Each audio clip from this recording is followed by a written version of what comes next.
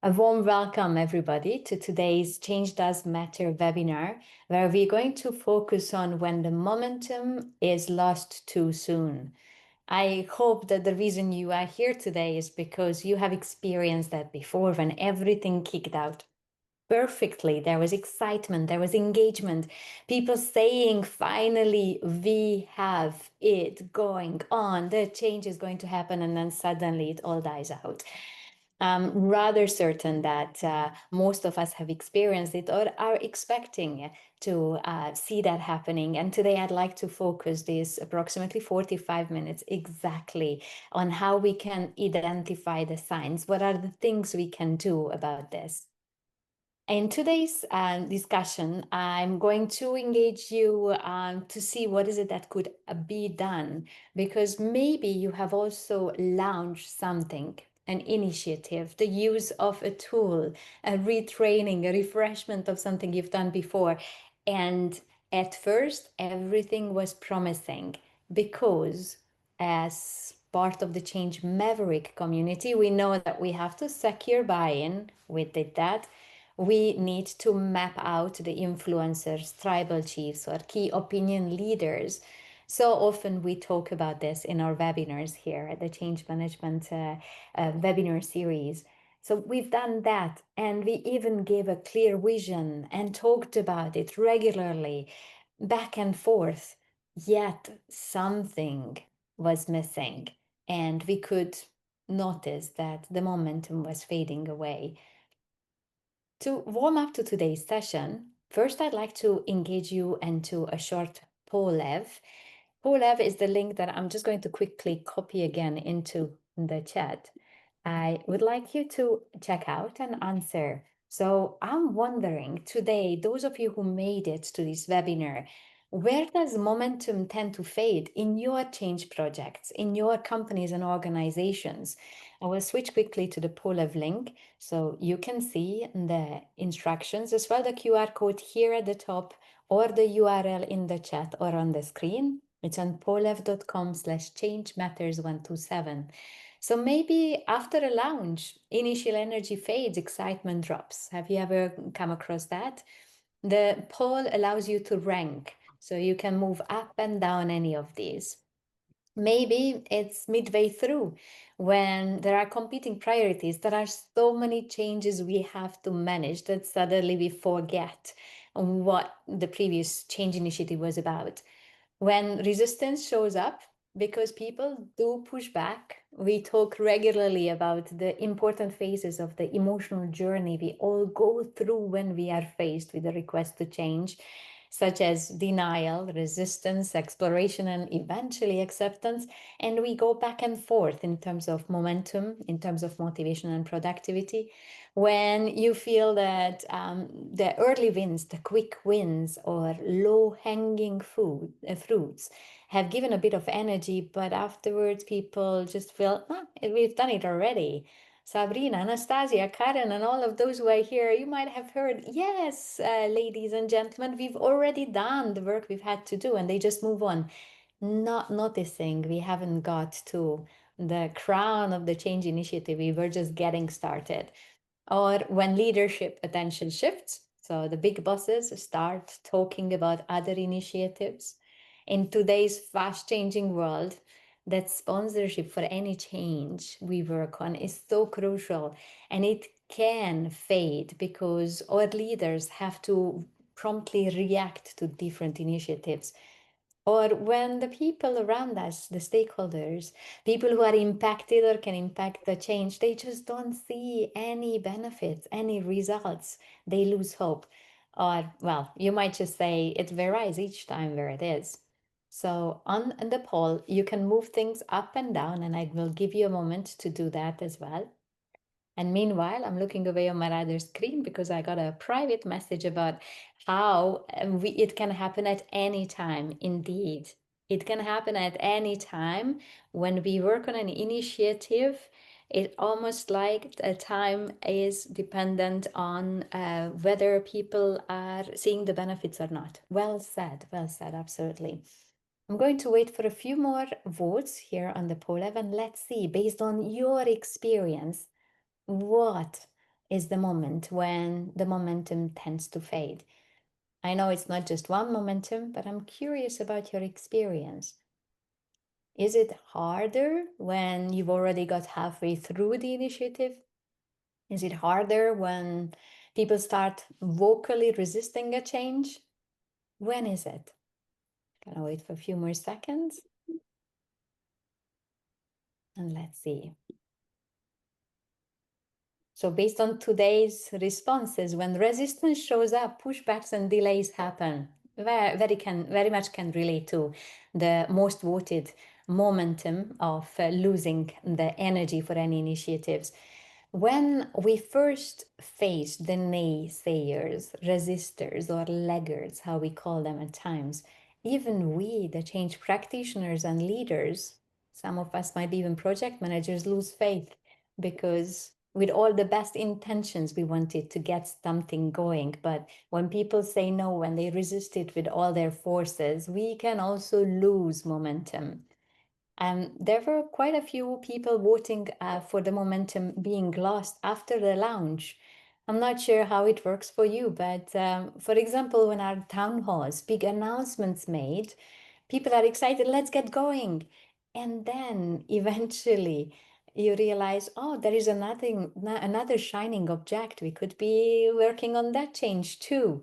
And that sounded good, but let me see what these other things can bring to us, what changes they can bring to us. When stakeholders don't see results, that's so important. That low hanging fruit I briefly talked with you about is important because people need to feel there is hope for that change and they can see a progression. And of course, there are others as well here mentioned, but thank you for sharing that. In our Change Does Matter webinar series, every 6 to 8 weeks, we gather to talk about different aspects of change management and leadership. On my website, under the Learn link, I will share with you, you can look back all the other topics we have talked about, such as influencing without authority, managing changes across cultures, activating the sponsors, the change leaders, and many more. And the reason why I wanted to talk with you about the momentum is because my experience is that usually change doesn't fail at the beginning. The big rah-rah moments, the town halls, the announcements, the campaigns, we've got so much experience with that. But it fades when we don't plan for the middle. What happens after that initial excitement, the initial small, quick wins? And for that reason, it's worth remembering that any change strategy without influencing the stakeholders regularly, listening to them, prioritizing and activating them, it's going to fizzle no matter what good intentions we have for any changes. Thank you again for the comments on the poll. This session, I believe, is for you if you are mid-change and you feel that momentum is being lost. It is for you if you can confidently say, I have already identified and mobilized my tribal chiefs. Tribal chiefs is a synonym to key opinion leaders. Yet you feel something is missing. When you want to have practical tools, those of you who are regularly in part of my program, you know I'm not talking so much about theory, but what we can do practically. And if you want to feel less alone, because as always, there will be a short section where I will mix you up and I will give you the chance to talk with others present here. No exams, no big stakes, but a chance for you to network with other change practitioners and like-minded change leaders. So what you can expect is we're going to talk about the early signs of that momentum being lost. I'd like to talk with you about a case that I was involved in, and I did commit mistakes as well. So yours truly is going to tell you how I don't get it right all the time either, but I've learned from it. And I hope that from my story, you will be able to take some practical approaches away. And I hope you're going to walk away with at least one hands-on tool to implement to make sure that stakeholder engagement remains strong. This is one tool that I often advocate because I believe that it's about 80% of our time that needs to be dedicated to engaging and mobilizing stakeholders. And if only we had one framework for it, we could get better and more effective at leading changes. For those of you who meet me for the very first time, my name is Margit Takacs, and I hope this slide shows you why I feel I'm ready, able, and rather willing to share my knowledge with you. I'm a change management consultant, a published author, a trainer, and a coach in the domain of change leadership. I've got over 20 years of work experience, various qualifications, as you can see on the screen itself. But bringing those more than 20 years of experience allows me to engage you in hopefully a very interactive and insightful discussion today. So thank you so much for making it and being part of this dialogue. I mentioned to you, I'm going to tell you a story. Once upon a time, I was working in a company where we had this aspiration to have one HR. Imagine a very, very big organization where we had different business units, but different practices, policies, even salary packages, remuneration. So it's not hard to imagine how many people felt unfair, depending on which part of the business they were part of. They felt unfairly treated because of those differences. And also, from an organizational point of view, the company realized we need to streamline, we need to look at economies of scale, and we need to leverage on the collective wisdom of everyone in the organization and within HR as well. At the time, each division had its own HR processes, tools, and even benchmarks, as I mentioned, for salaries, for processes, for policies. There was no common language, and that economies of scale was striking.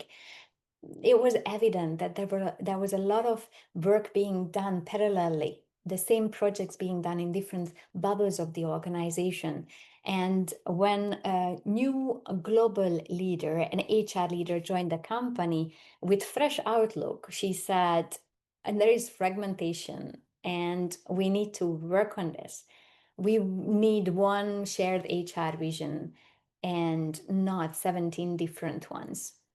Now, you might not have exactly the same numbers, but in your organizations and companies, you might have come across similar situation where the collaboration of working together, of speaking the same language would have made such a difference mentally, emotionally, and financially too.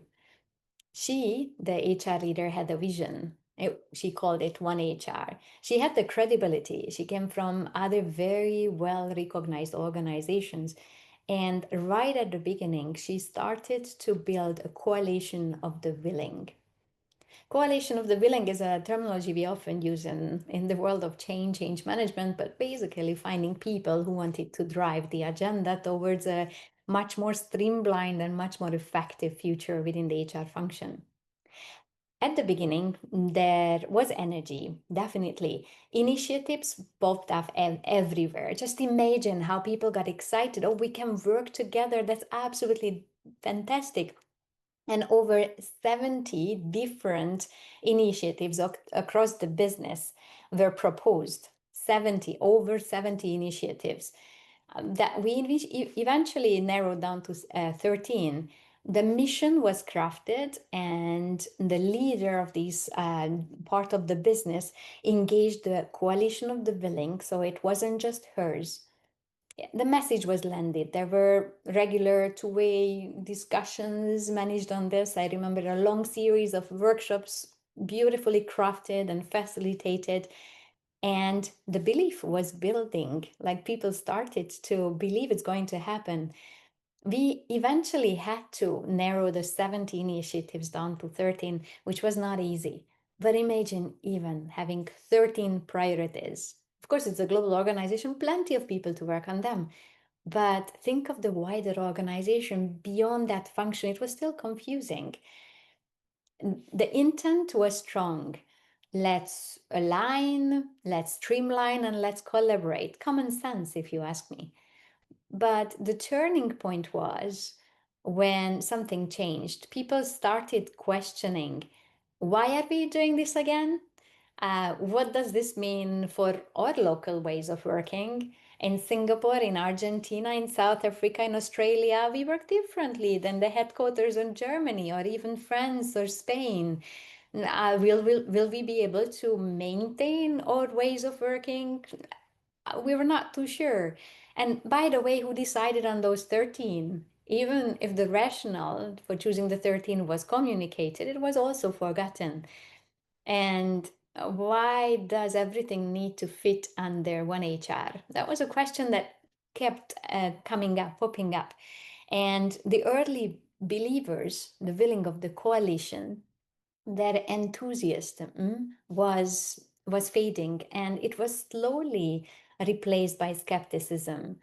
The skeptics got louder, and there was a lot of inaction as well, where people did their everything possible to avoid acting on the next steps, and the middle lost interest. People said, okay, above things are happening, but probably that's it. We won't have so much more to go for it.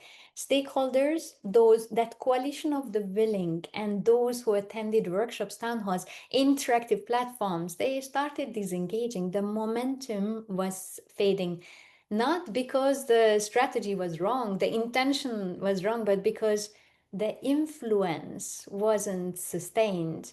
No one had really a clear plan on how to keep people engaged after the first wave of excitement. Now, with that, I'd love to invite you to write in the chat, what would you have done differently at this point? I shared with you, we had a fantastic global leader, very credible, great experiences from other organizations coming in with energy, finding the coalition of the willing, integrating their ideas into that mission statement. Beautifully crafted communication plan, engaging people at different levels to talk about what that OneHR would mean, yet it was fading. Please write into the chat so I can share it with others. What would you have done differently at this point? I see a private comment here. Feel free to write to the full group.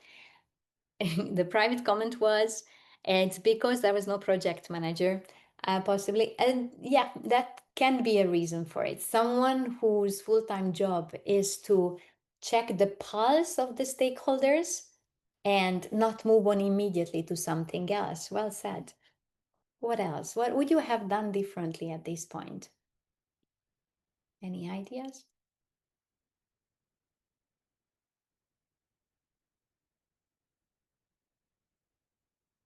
Engage in one-on-ones. Thank you, Ho. Continually to understand feelings and priorities of key people. Well said, Ho. Engaging one-on-ones, it's one of the best activities you can do for stakeholder engagement, with a caveat. If you have a big stakeholder population, you will have to choose your battles. And for that reason, we often talk about the power interest matrix that I will share with you, looking at what are the attitudes and how much influence people have and who you should really focus on so that you choose the right battles to fight. I see also have an actual plan to check in with all the elements necessary for change. For example, follow up with skeptics over a period of time. Thank you, Karen. Just addressing their comment once and moving on would be a big mistake. It's about going back to them time to time. Chilla says involve the employees in the design from the beginning with surveys so they would feel it is their project too. I love that. And I love that you mentioned surveys because it's not, we were joking often about the company not being the federal republic of all the employees because, like it or not, for-profit organizations are not there to make their employees happy. There are some shareholder business decisions that have to happen, even if employees at first they don't see the benefits and it might be challenging for them. But the engaged and happy employees being brought on board, letting them through the emotional curve is what make organizations profitable and business growth possible. Those of you who are familiar with the service profit chain advocates that because it starts with the employees, but sometimes tough changes have to be introduced as well.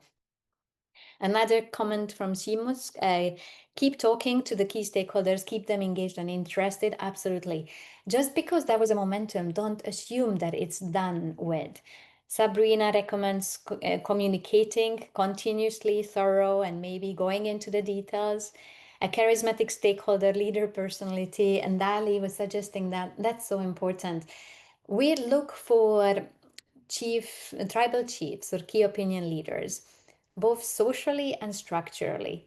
If you think about those charismatic people, sometimes at the top we are lucky enough to have those very inspiring charismatic leaders. Sometimes they are not so much, but make sure they are there, those charismatic leaders, and also those who are socially engaging, who are listened to. Those are the tribal chiefs who might not hold the fancy titles, but can really help. And surveys are low-key, but gives the feeling of involvement, and the company can also benefit from good ideas. Just building on Chilla's comment earlier, absolutely. It's a chance for them to contribute if they are willing to, right? And last but not least, another comment, keep updated on other changes introduced within the organization impacting that could distract the stakeholders. That was a common mistake that early in my career as a change consultant, I committed, and I want to share with you. When I was assigned to support a certain transformation initiative, I was fully focusing on that. For example, when we were setting up a shared service center across all divisions and we were doing it in one country, I was fully focusing on that, not remembering that in that country, I also write in my book Change Matters about this. There were other initiatives happening and they had interdependencies that influenced my key stakeholders. So let's be honest, it is not just one change that's happening to our colleagues and leaders. There are several of them. So seeing the interdependencies will make our life easier. So let's take the time for that. Thank you, Ho, for the comment. Now, retrospectively, I thought I would share with you the three things I felt I could have done better, we could have done better. The first is about the excitement, because we need to pace that excitement. What happened was there were 70 initiatives launched that went down, but to 13, but that's not alignment. That's just adrenaline when people are proposing them. I don't know whether you felt that way, but when Margit Takacs was heard and my initiative was put forward to a certain board for discussion, I was excited. Finally, I can make a difference. But that adrenaline is not yet alignment. What we could have done better, I feel, with this initiative is creating a rhythm, short sprints, so people can have focused actions and then pause to reflect and then realign. Giving them this would also allow them to feel the progress. So, just for a moment, think about your change in your company organization. Can you find that rhythm where people, even for big changes, can feel that they are getting closer to it? They can have short successes.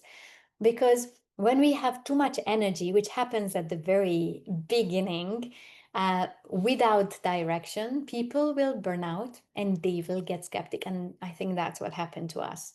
And one question we can ask ourselves is, what's one bold move that would make it easier for us to stay on track with this? The second pillar, as I was reflecting on this, was how we were not planning for the middle. We had great work, amount of time, energy, focus, engagement at the beginning. And even we had clarity on what results, key performance indicators we wanted to see at the end, but we were not planning for the middle, what would happen there. We had a great onboarding of the Coalition of the Willing. We co-created that mission, but then silence happened. And we could have done much better on building a stakeholder engagement plan across time. And I hope those of you might find the story resonating. You can also think right now, how can I have a stronger stakeholder engagement plan, and not just for the launch? In my webinar series, I often talk about the so-called power interest matrix and stakeholder analysis. Today, I'm not going to repeat everything, but I'd like to just recap it. So those of you who might come across it for the first time or second time, it's a good refresher. So in the world of change management, we say there are three key steps to engage our stakeholders. And the first one is brainstorming the list. It's very easy. You can have a graph like this. You can have a big flip chart with post-its or written words. It doesn't matter. But with people who are close to the project and see who are the stakeholders, the people who are impacted by the change or can impact the change, have a list and dare to go beyond the usual. That's, I think, an easy one. And very often, depending on which project management methodology you follow, Prince2, Deepict, or others, you might already have within the project management templates a list to fill in. So please tap on that. The second one is often called the power interest matrix, or some people call it the influence and attitude matrix. But basically, it's asking us to prioritize them. And the beauty of this one is actually rather simple, because if you think of the influence someone has and or the power they have, formally or informally, socially or structurally, you can actually see whether you should manage them closely, just keep them informed, satisfied, or just keep them on the sidelines. And the interest, their attitudes, are they positive or negative, will help us. Because if we have out of the brainstormed list of stakeholders people who are not really interested but have high power, either because of their title or their social acceptance, you have to keep them satisfied. They might not be ever interested, their attitude might never really change, but those are tribal chiefs. So keep them satisfied. If they come up with an argument, contra argument, a risk, address it, keep them satisfied. If you have someone who is very interested but couldn't pull a string, so have no power or influence on others, keep them informed. It's not about putting them on the side, but make sure they are in your distribution list and wider workshop lists or town halls, so you keep them informed, because they are enthusiastic, but maybe they are not pushing yet enough buttons and pulling enough strings to be really closely part of your stakeholder engagement plan. And if you have both of them low, of course, I would just keep it to the minimum. But if you have someone who is interested, who has a very, very supportive and committed attitude, and someone who is highly powered, they have the influencing power, then you need to manage them closely. Because if you remember change readiness, different levels, they can be resisting, fence-sitting, supporting, or even committed. And we need to get as many of them to committed as possible. Now, this is not a complicated tool, and hopefully you can already see if you choose to have a bunch of post-its, but just by using on that flip chart, just by using the post-its, you can see where you would map them out and who you should be prioritizing. So I would definitely go first with manage closely and keep satisfied, so you don't disengage people who are highly powered or influential, even if they are not interested, because that will help you keep the momentum. The third step is stakeholder analysis and influencing strategy. And I've dedicated a couple of webinars to this tool before.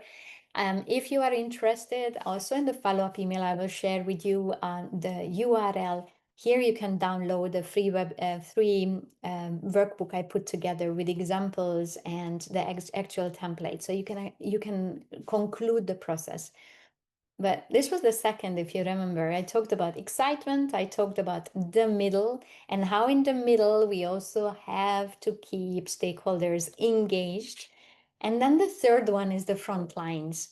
I love regularly catching up on research's ProSci, the well-known change management pioneer and research organization that publishes different trends, and super startling that published their global report. They say that within the first three criteria for a change project to be successful is also engaging the middle level and the frontline employees.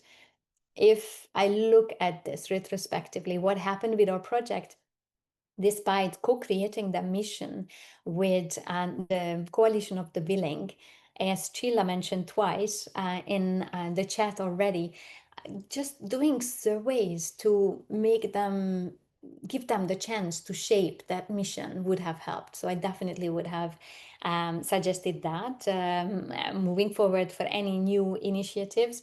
And co-creating that vision and communication plan is really, really important. Co-creating doesn't mean that they can put anything into the future state on how OneHR, that collaboration-based organization, would look like. but they could fine-tune it with their own colors. They could translate it to what it means for their teams or countries or specific little entities, because that also helps create that ownership, hence help us with sustain the momentum. Now, we have talked about sustain the momentum. And if I want to keep it very simple, the 3 steps would be prioritize, listen often, and activate again. I think in light of your comments in the chat, as well as what I listened to before, it's not new, but maybe a good checklist. So the first thing is filter the noise. You need to prioritize the feedback you get from people and ask, what is the one bold move for that change that you can align behind the initiative for. So OneHR had lots of policies, processes, systems, even a bit of shuffling people around, but choose one bold, somehow daring part of that change that people right at the beginning can align, because once they have success feeling and experience with that, it will work much better. Recheck influence and energy. So use the stakeholder engagement plan, the stakeholder analysis template that I just talked you through, and see who is drifting, because just because someone is open and exploring, it doesn't mean they don't go back to resistance. And activate again any change. Think about your private life, the same in professional life. Sometimes we have to talk about it again and intentionally talk about what is the next step that we are willing to take together. So if you feel that a momentum is fading, don't be afraid of saying, let's take the next step together, because by identifying it, you will be able to gauge the momentum. Now, I talked quite a lot, but I wanted to set the stage with this OneHR story and show you that even I don't always get it right, but we all can learn from stories like this. And I would like to ask you to think of a change you are working on in your companies. Where are things fading, and what might help you get energy back? In a moment, I'm going to invite you to small breakout rooms just for 5 minutes. And that will allow us to get to know each other a little bit, but also to talk about what is your specific initiative that you would love to have a little bit more momentum for, regaining that momentum. Let's have a quick look at some of the comments that you've shared in the poll. So sponsors working on a big transformation, not speaking about my change project anymore. Wow, that one I can definitely relate to. So candid dialogue about the risk of losing the momentum. Absolutely. If you don't talk about it, it's gonna be lost. And there's a classical saying, if you don't ask, you don't get. It's the same with the sponsors too. If you don't ask for their attention, their involvement, you're not gonna get it. More initiatives popping up, people feeling confused. That is reality of the 21st century, probably the 20th as well it was. So connect the dots, put the changes under one umbrella. People don't care, so we need to talk about their what's in it for me. As simple as it is, definitely. Not seeing the benefits and not interested anymore. Use the prove it with 3 S's tool. That one I want to talk for a moment. Thank you very much for sharing that. So those of you who have attended my webinars before, we've talked about this a couple of times. Sometimes people say, yes, it sounds good. I could be involved in this, but then they just go away. By triggering that interest with the so-called prove it change tools, you can maintain that initial excitement. And the 3 S's, I'm not sure who it came from, but it stands for sponsors, statistics, and stories. So prove it that it is an important project by making sure that the first S, the sponsors, are actively involved, visible for the change. By sharing statistics, the second S, return on investment, numbers, numbers, numbers. Many people get triggered by that. And the third S in the prove it tool in the change management world is stories. Share with them internal company specific stories and even externals from competitors that you could outperform, because that can trigger the interest. That is a first very important step to sustain the momentum. Thanks for the person who put that in. One of my vocal stakeholders really is against my projects, so I need to work with him directly, talk directly, and if he doesn't open up, get someone else.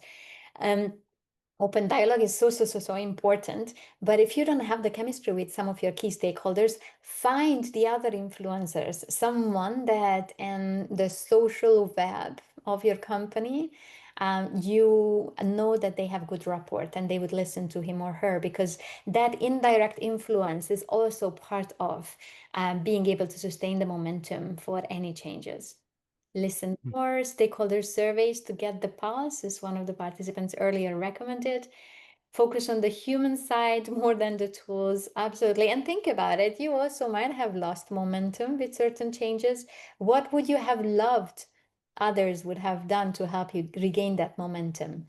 That can help. Go back to the why, keep everyone up to date. Remember, communicate as soon as legally possible. Engaging with stakeholders in such a way so they feel listened to and engaged, whilst we still control the conversation and narrative. Engage with their common sense and experience. How beautifully put. So talk to them, adult to adult, listen to them, keep them engaged, but make sure that you keep to the narrative and you don't confuse them. Reduce the number of changes in the organization to regain focus of people involved. In today's call, some of you I know already, so some of you have the power to reduce the number of changes. Some of you don't have it yet. So influence the number of changes if you can. Let's just keep it very realistic. Thank you so much. Great inputs, and what a productive 5 minutes. I don't know exactly what you did in your groups, but impressive list of activities and ideas you've shared, hopefully practically as well. So at the very end, I would like to just share with you what is it that I could help you following this webinar if it's relevant to you. It's my online course, an 8-week-long online course, the Change Confident Academy. If you feel you are until here with the fact of having too much resistance at the workplace, you're looking for new ideas so you can get unstuck and you can get people, change leaders on board, then this program might be relevant to you. I will share with you the link. If it's something that talks with you, I'm happy to explore it with you further. There have been dozens of people who have participated already in the program. Just a few testimonials I added here, which are appreciating the fact that there is an organizational culture shift in many companies, and using some of these change tools, and there are about 15 in the program itself, can really help. One marketing leader said that it allowed him to put his finger on the resistance and do something practically about it, and moving away from just relying on intuition. And also, by being part of an online course, if that's relevant to you, you can learn from one another and you can grow through the materials, as well as like-minded people who are interested in this. If you're interested in this, you can see the URL, and if not, we'll continue discussing the topics of change management, of course. For the next 72 hours, there is a 30% off, just to give you a little bit of a motivation to be part of the next cohort. You are warmly welcome. Feel free to check out the link.